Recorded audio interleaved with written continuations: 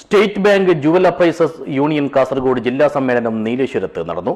ജുവൽ അപ്രൈസർമാരെ സ്ഥിരം ജീവനക്കാരായി അംഗീകരിക്കണമെന്ന് സമ്മേളനം പ്രമേയമായി സർക്കാരിനോട് ആവശ്യപ്പെട്ടു.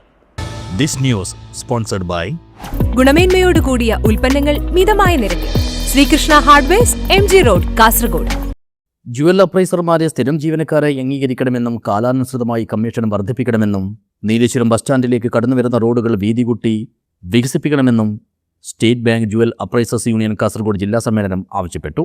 നീലേശ്വരം ബാങ്ക് ഹാളിൽ സംഘടിപ്പിച്ച സമ്മേളനം national confederation of bank employees Kasaragod ജില്ലാ സെക്രട്ടറി ജിഷ കൃഷ്ണൻ ഉദ്ഘാടനം ചെയ്തു.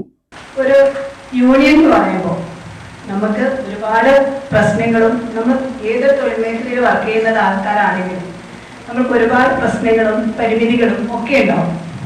അത് നമ്മൾ ഒറ്റയ്ക്ക് നിന്ന് പോരാടുന്നതിന് പകരം നമ്മളൊരു സംഘടന ശക്തിയായിട്ട് പോരാടുമ്പോൾ അതിൻ്റെ പ്രശ്ന പരിഹാര സാധ്യത 10 മടങ്ങ് വർദ്ധിക്കുകയാണ് ചെയ്യുന്നത്.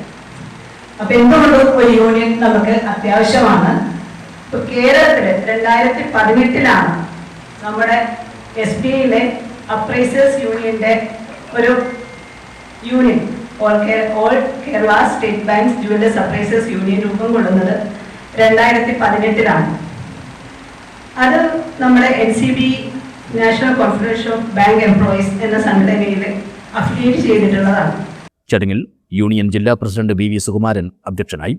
സംസ്ഥാന general secretary S Sivakumar ID card വിതരണം ഉദ്ഘാടനം ചെയ്ത് മുഖ്യപ്രഭാഷണം നടത്തി. ജില്ലാ ട്രഷറർ PG രാധാകൃഷ്ണൻ, NCBA ഭാരവാഹികളായ P പ്രകാശൻ, VP ശ്രീജിത്ത് എന്നിവർ സംസാരിച്ചു. യൂണിയൻ ജില്ലാ സെക്രട്ടറി VS സുരേഷ് ബാബു സ്വാഗതവും ട്രഷറർ AV അനിൽകുമാർ നന്ദിയും പറഞ്ഞു.